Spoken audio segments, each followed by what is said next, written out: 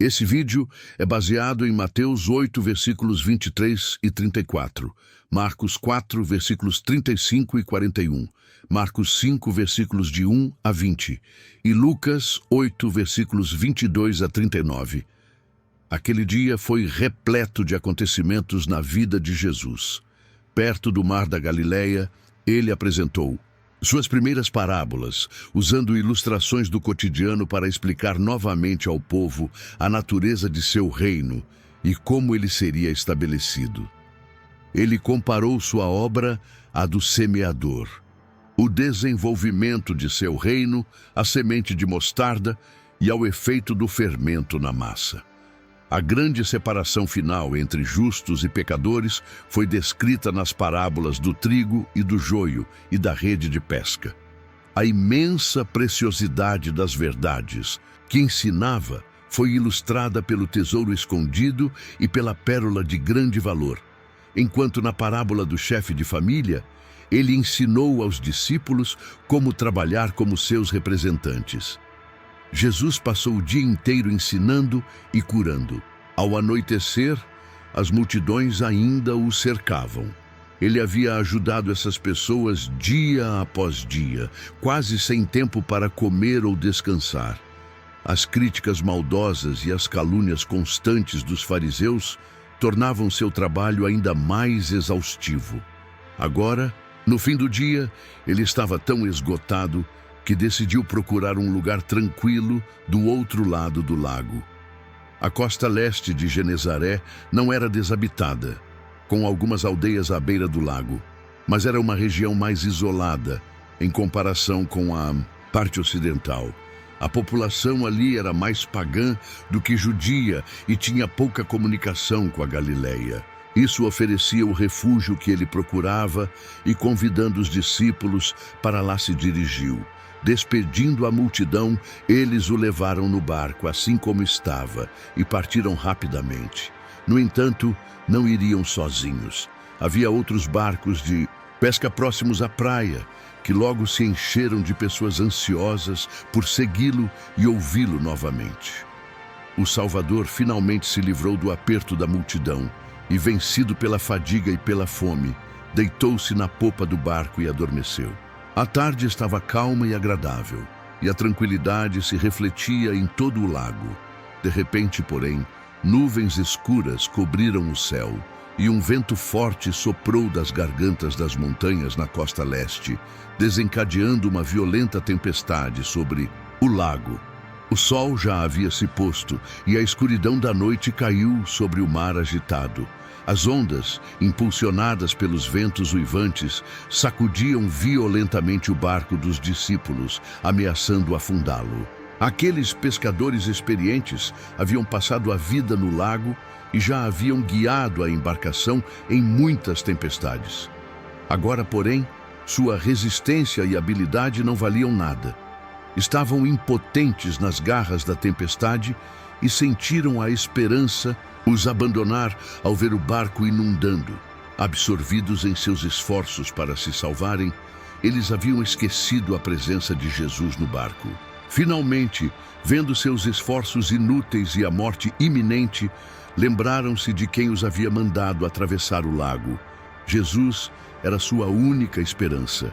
Em seu desamparo e desespero, exclamaram: "Mestre, Mestre!"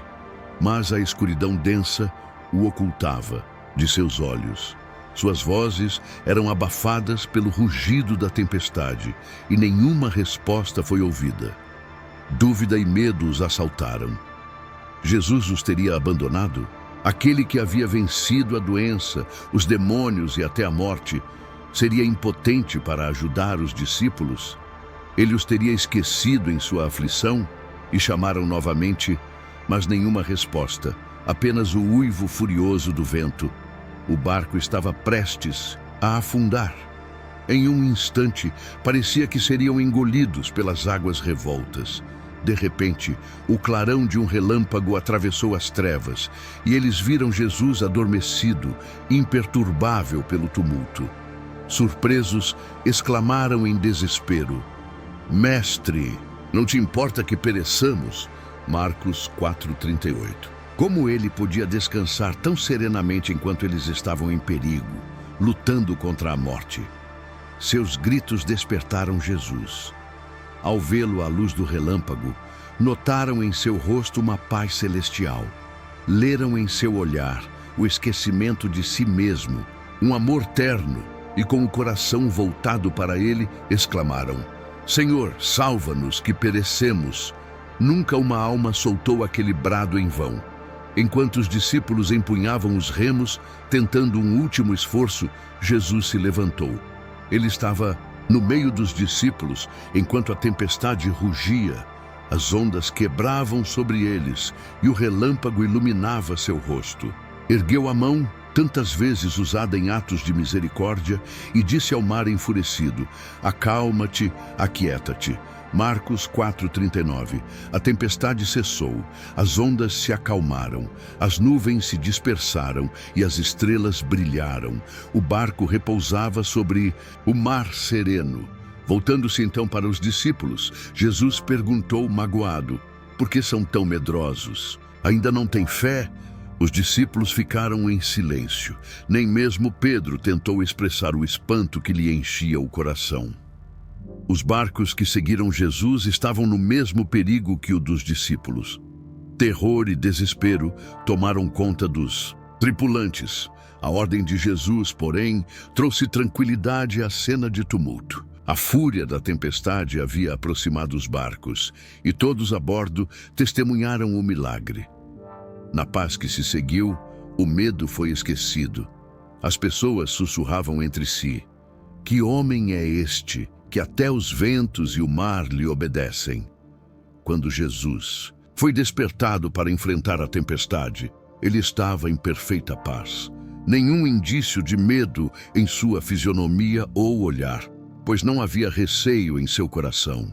Contudo, não era na posse da força onipotente que ele descansava. Não era como o Senhor da terra, do mar e do céu, que repousava em sossego. Esse poder ele o havia deposto e diz: Eu não posso de mim mesmo fazer coisa alguma. João 5:30. Ele confiava no poder de seu Pai. Foi pela fé, no amor e cuidado de Deus, que Jesus descansou. E o poder que impôs silêncio à tempestade foi o poder de Deus. Assim como Jesus descansou pela fé no cuidado do Pai, assim devemos repousar no de nosso Salvador. Se os discípulos tivessem confiado nele, teriam permanecido calmos. O medo deles, no momento do perigo, revelou sua incredulidade. Em seu esforço para se salvarem, esqueceram-se de Jesus, e foi somente quando, desesperando de si mesmos, se voltaram para ele, que ele pôde socorrê-los.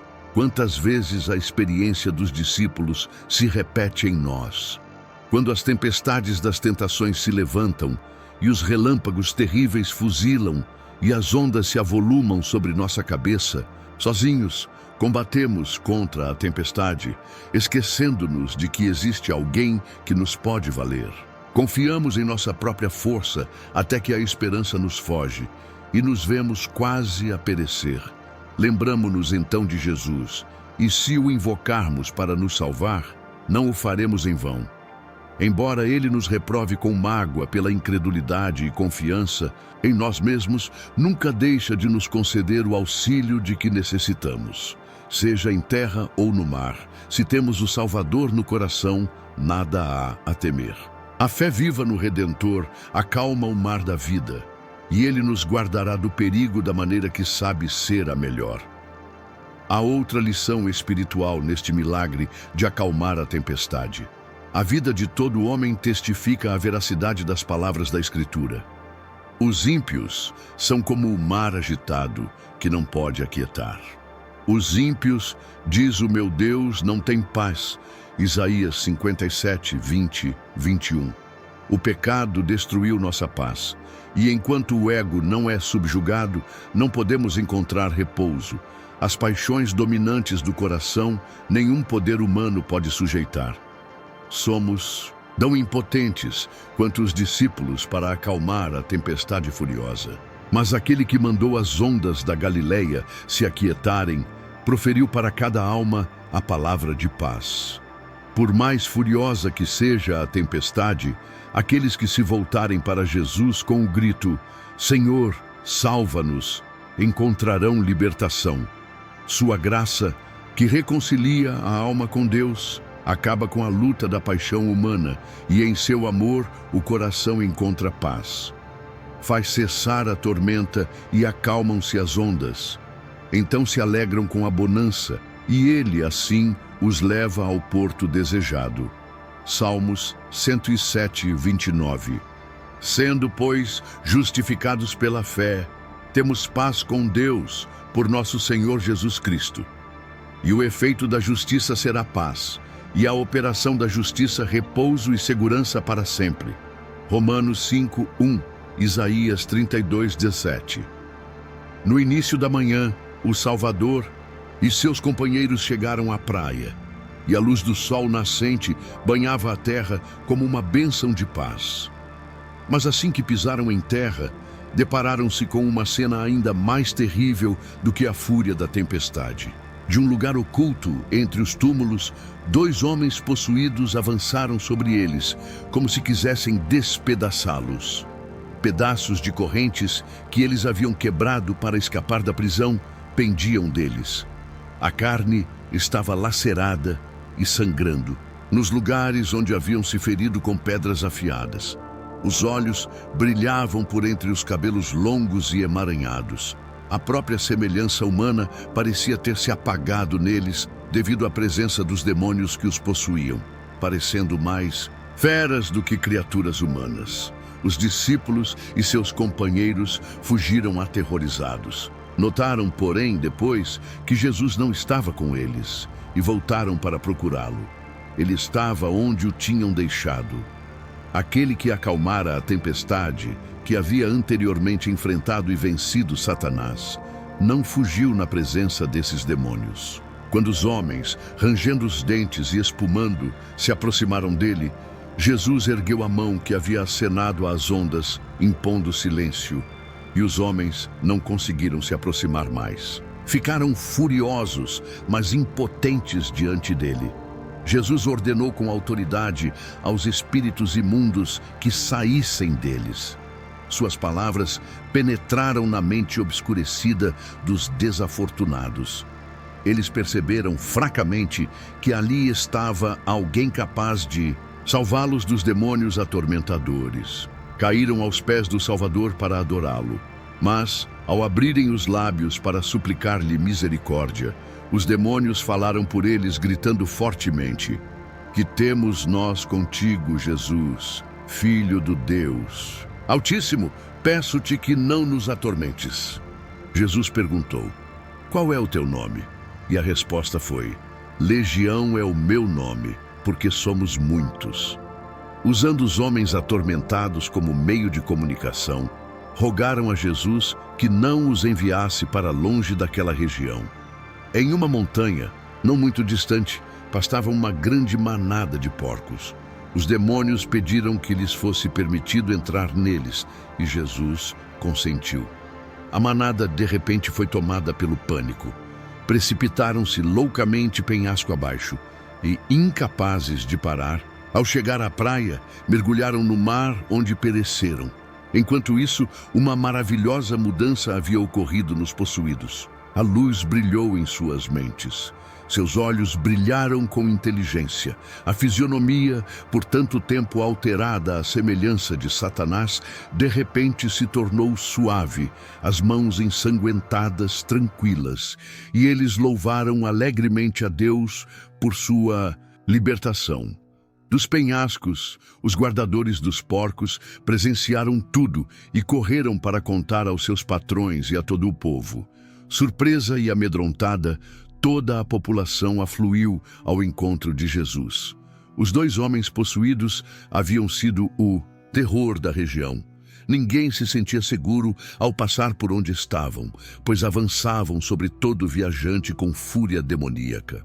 Agora, esses homens estavam vestidos e em perfeito juízo, sentados ao lado de Jesus, ouvindo suas palavras e glorificando o nome daquele que os havia curado. Mas o povo que testemunhou essa admirável cena não se regozijou.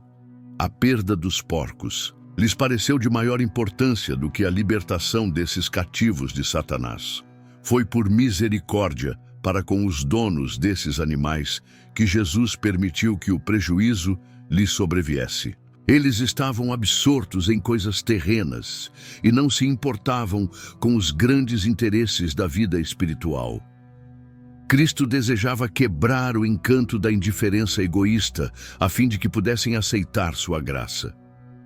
Mas o desgosto e a indignação pela perda temporal os cegaram para a misericórdia do Salvador.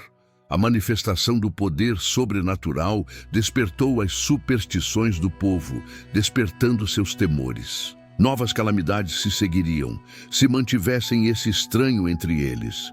Suspeitaram de ruína econômica e decidiram livrar-se de sua presença. Aqueles que atravessaram o lago com Jesus contaram tudo o que havia acontecido na noite anterior, seu perigo na tempestade e como o vento e o mar haviam se aquietado. Suas palavras, porém, não produziram efeito. Aterrorizado, o povo aglomerou-se ao redor de Jesus, pedindo-lhe que se afastasse deles, e ele concordou, tomando imediatamente o barco para a outra margem. O povo de Gergesa tinha diante de si o testemunho vivo do poder e da misericórdia de Cristo.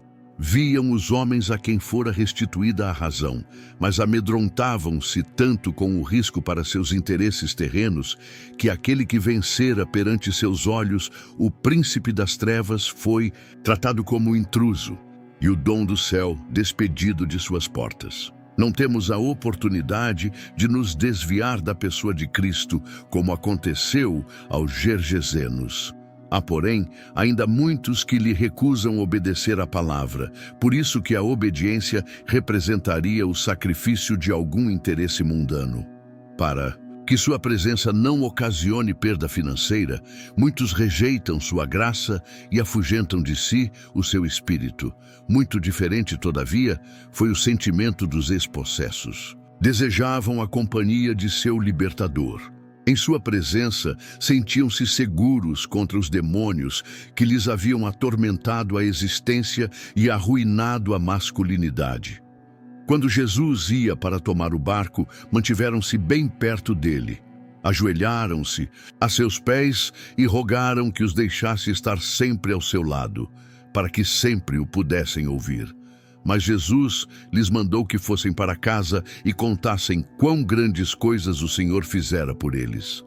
Ali havia para eles uma obra a realizar: ir para um lar pagão e contar as bênçãos que haviam recebido de Jesus.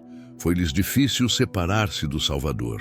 Grandes dificuldades os cercariam, com certeza, no convívio com seus conterrâneos pagãos, e seu longo isolamento da sociedade parecia torná-los inaptos para a obra que ele lhes indicara. Mas assim que Jesus lhes apontou o dever, prontificaram-se a cumpri-lo. Não somente à sua casa e aos vizinhos falaram acerca de Jesus, mas foram através de Decápolis, declarando por toda parte seu poder de salvar e descrevendo como os libertara dos demônios. Fazendo isso, a bênção que recebiam era maior do que se, para seu próprio benefício, tivessem permanecido em sua presença. É trabalhando para difundir as boas novas de salvação que somos levados para perto do Salvador. Os 2 ex-possessos foram os primeiros missionários enviados por Cristo para pregar o Evangelho na região de Decápolis. Por poucos momentos, esses homens tiveram o privilégio de escutar os ensinos de Cristo. Nenhuma de suas pregações havia chegado aos seus ouvidos antes. Eles não podiam ensinar o povo como os discípulos, que estavam diariamente com Cristo, eram capazes de fazer. Apresentavam, porém, em si mesmos o testemunho de que Jesus era o Messias. Podiam dizer o que sabiam, o que eles próprios tinham visto e ouvido e experimentado do poder de Cristo. É o que a todo aquele cujo coração foi tocado pela graça de Deus é dado fazer. João, o discípulo amado, escreveu: o que era desde o princípio, o que ouvimos, O que vimos com os nossos olhos, o que temos contemplado e as nossas mãos tocaram da palavra da vida. O que vimos e ouvimos, isso vos anunciamos. 1 João 1:3. Como testemunhas de Cristo, cabe-nos dizer o que sabemos, o que nós mesmos temos visto, ouvido e sentido. Se estivermos a seguir a Jesus passo a passo, teremos algo bem positivo a contar sobre a maneira como Ele nos tem conduzido. Podemos dizer como provamos suas promessas e as achamos fiéis. Podemos dar testemunho do que conhecemos da graça de Cristo. É esse o testemunho que nosso Senhor pede de nós e por falta do qual o mundo está perecendo. Embora o povo de Gergesa não tivesse recebido Jesus, ele não os abandonou às trevas que tinham preferido. Quando pediram que ele se afastasse deles, não haviam ouvido sua palavra, ignoravam o que estavam rejeitando. Portanto, ele lhes enviou novamente a luz e por intermédio daqueles a quem não recusariam ouvir, ocasionando a destruição dos porcos. Era desígnio de Satanás desviar o povo do Salvador e impedir a pregação do Evangelho naquela região. Esse próprio acontecimento, no entanto, despertou todo o país como nenhuma outra coisa poderia ter feito, atraindo a atenção para Cristo. Embora o próprio Salvador partisse, os homens curados permaneceram como testemunhas de seu poder. Aqueles que haviam sido instrumentos do príncipe das trevas tornaram-se condutos de luz, mensageiros do Filho de Deus. Os homens se maravilhavam ao ouvir as notícias assombrosas. Abriu-se naquela região uma porta para o Evangelho. Quando Jesus voltou a Decápolis, o povo se aglomerou ao seu redor. E durante 3 dias, não somente os habitantes de uma cidade, mas milhares de toda a região circunvizinha, escutaram a mensagem da salvação. O próprio poder dos demônios está sob o domínio de nosso Salvador, e a operação do mal é sujeitada para o bem. O encontro com os endemoniados de Gergesa foi uma lição para os discípulos. Mostrou as profundezas de degradação a que Satanás está tentando arrastar toda a raça humana e a missão de Cristo de libertar os homens de seu poder. Aqueles seres miseráveis, habitando entre os túmulos, possuídos por demônios, escravizados a paixões descontroladas e desejos repugnantes, representam o que a humanidade se tornaria se fosse abandonada à jurisdição de Satanás. A influência de Satanás é constantemente exercida sobre os homens para perturbar os sentidos, dominar a mente para o mal, incitar à violência e ao crime. Ele enfraquece o corpo, obscurece o intelecto e corrompe a alma. Sempre que os homens rejeitam o convite do Salvador, estão se entregando a Satanás. Em todos os estados da vida, no lar, nos negócios e mesmo na igreja, há multidões fazendo assim hoje em dia. É por isso que a violência e o crime se espalharam na terra e a escuridão moral, como um sudário, envolve a habitação dos homens. Por meio de suas tentações sedutoras, o maligno conduz os homens a males cada vez piores, até que o resultado seja a depravação e a ruína. A única salvaguarda contra seu poder se encontra na presença de Jesus. Em face dos homens e dos anjos, Satanás foi revelado como inimigo e destruidor da humanidade. Cristo, como seu amigo e libertador. Seu espírito desenvolverá no homem tudo o que enobreça o caráter e dignifique a natureza. Ele edificará o homem para a glória de Deus, tanto no corpo como na alma e no espírito, pois Deus não vos deu o espírito de timidez, mas de força, de amor e de prudência. 2 Timóteo 1:7. Ele nos chamou para alcançarmos a glória, o caráter de nosso Senhor Jesus Cristo. Chamou-nos para ser conformes à imagem de seu Filho. 2 Tessalonicenses 2:14. Romanos 8:29.